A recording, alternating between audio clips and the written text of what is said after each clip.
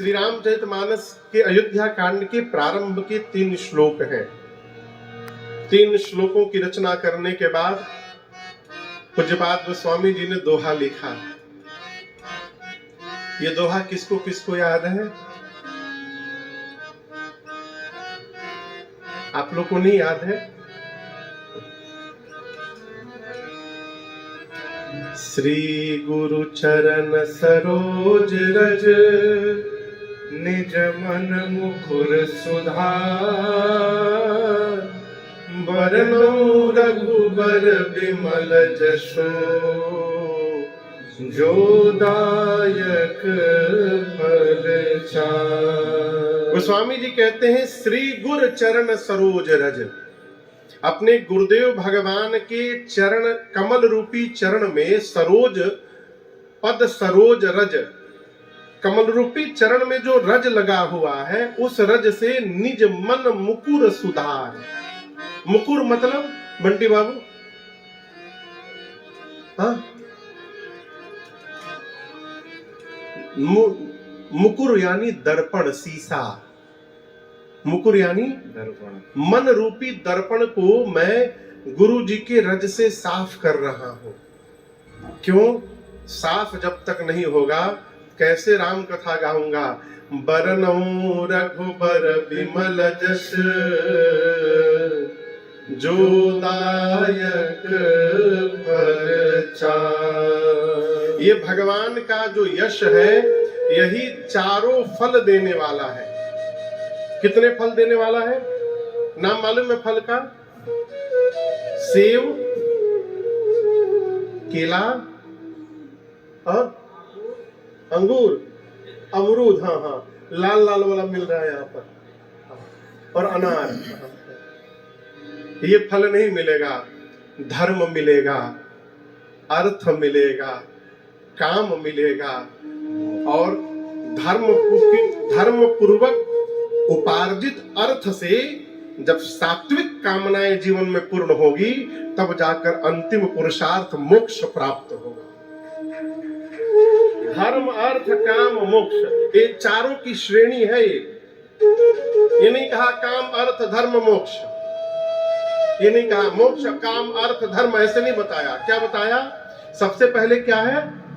धर्म, धर्म के बाद अर्थ, अर्थ के बाद काम, काम के बाद मोक्ष।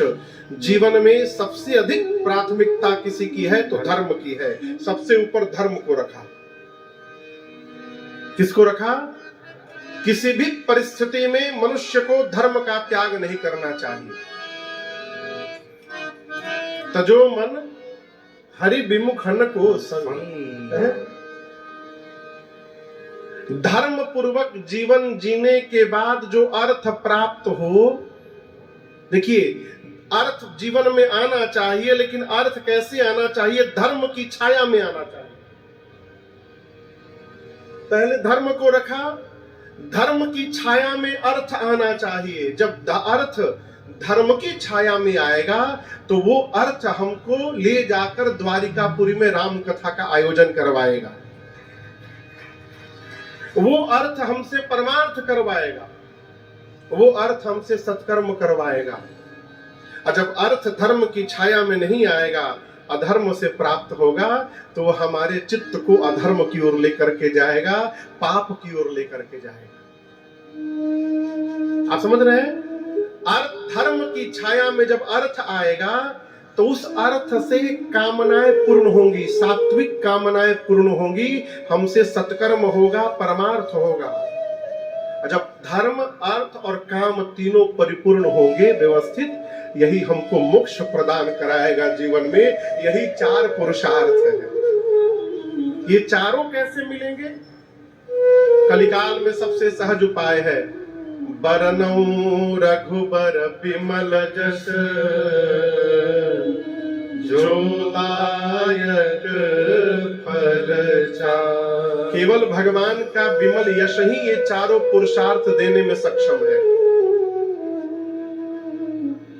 केवल भगवान का यश। गोस्वामी जी कहते हैं मन रूपी दर्पण को साफ करके मैं वही कथा प्रारंभ करने जा रहा हूं। और कहते हैं आगे आगे मैं गाऊंगा, पीछे से आप गाइएगा। गोस्वामी जी कहते हैं, जब तेरा ब्याही घर आए, जब तेरा ब्याही घर आए, नित नव मंगल मोदक बधाए,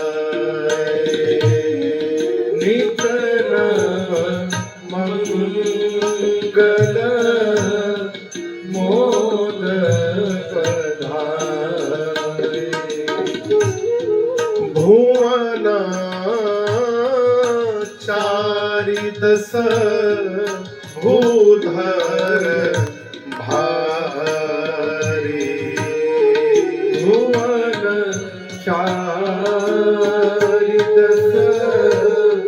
भूधर भारी, सुकृत में घबर सही सुख बारी, सुकृत में घबर सही सुख बारी, रिधि सिद्धि संपत्ति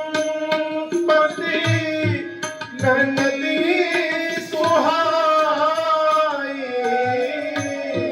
रिधि सिद्धि संपत्ति नदी सुहाई, उमगे अवध हम बुद्धि आए,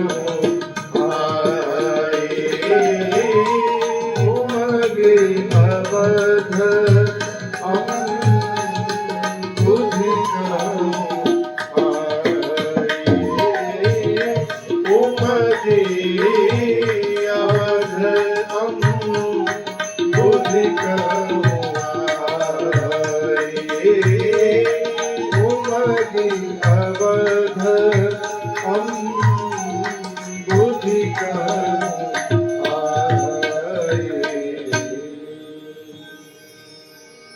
गोस्वामी जी कहते हैं, जिस दिन से श्री रघुनाथ जी विवाह करके अयोध्या में आए हैं सरकार, उस दिन से अयोध्या में नित्य नवीन आनंद महोत्सव मनाया जा रहा है। नित्य भगवान विवाह करके आए, श्री अयोध्या के गलियों में, प्रत्येक घर में, महल में नित्य बधाई गाई जा रही है, लोग महोत्सव मना रहे हैं। आप कल्पना कर सकते हैं ये महोत्सव कितने दिन तक चला? कल्पना करिए सुल्तानिया जी, भगवान विवाह करके आए होंगे तो कितने दिन तक ये उत्सव मनाया गया होगा? हाँ, महीनों, 11 वर्ष। कितने दिन तक? 11 वर्षों तक। जानते क्यों है? ये स्वभाव है। आनंद में रहना भी स्वभाव है और विपत्ति में रहना भी स्वभाव है। यदि आपके स्वभाव में उत्सव प्रवेश कर गया तो आप घर में समय ढूंढ ढूंढ कर उत्सव मनाते रहेंगे। क्या है वो? सदा दिवाली संत घर, जो गुण गेहूं होए, यही है ना? हाँ,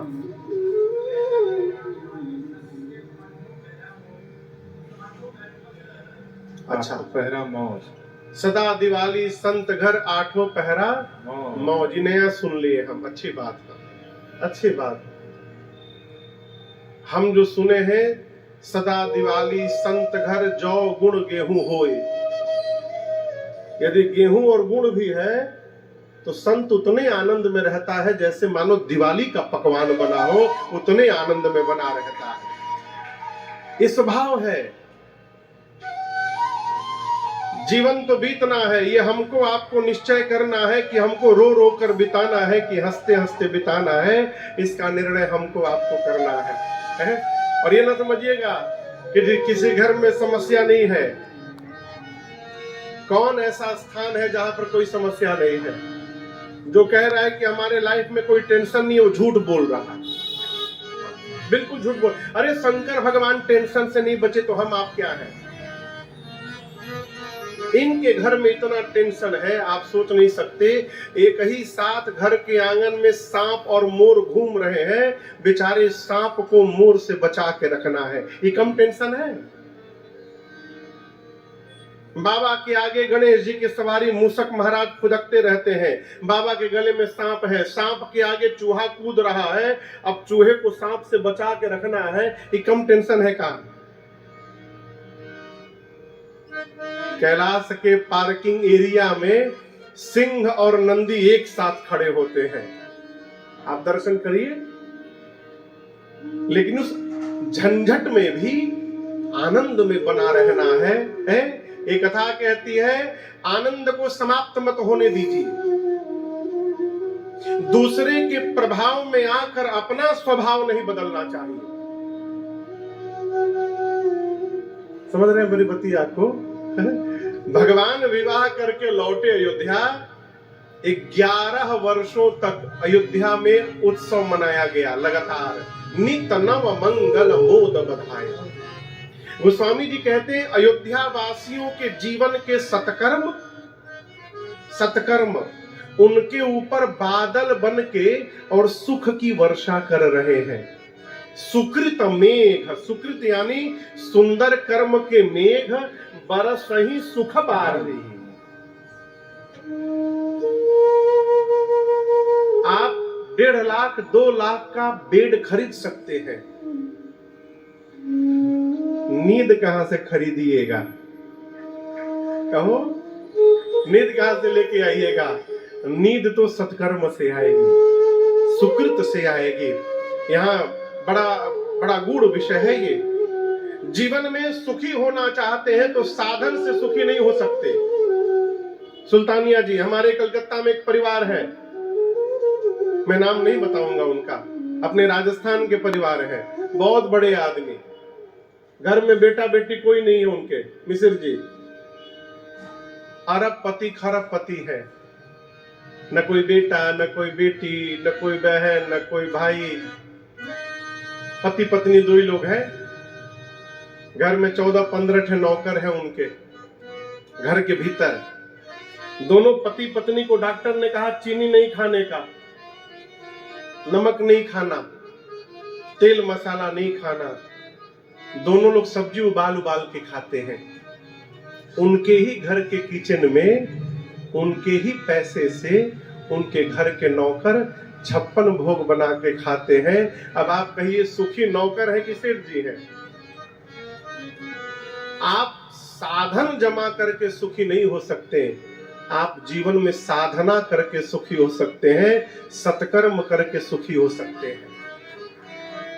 हम आपसे निवेदन करेंगे, आप लोग मोक्षदायिनी पुरी श्री द्वारिकापुरी में यहाँ आए हैं, जितना हो सके ना सत्कर्म करके जाइए। यहाँ तुलादान का बड़ा महत्व है, बहुत महत्व है। मंदिर के पीछे तुलादान होता है, आए हैं ना, उसमें कई प्रकार के हैं। अपने को जिस योग्य समझते हैं उस योग्य तुलादान अवश्य करिएगा। क्यों? ये सत्कर्म है। तीर्थ में किया गया सत्कर्म करोड़ गुना फलीभूत होकर हमको आपको सुखी बनाता है? अयोध्या वासियों के जीवन के सत्कर्म उनके ऊपर सुख की वर्षा कर रहे हैं बादल बनकर। अच्छा, एक और भ्रांति है, अभी महाराज बहुत समय है, अभी बहुत टाइम है महाराज, अभी कोई उम्र है सब करने की।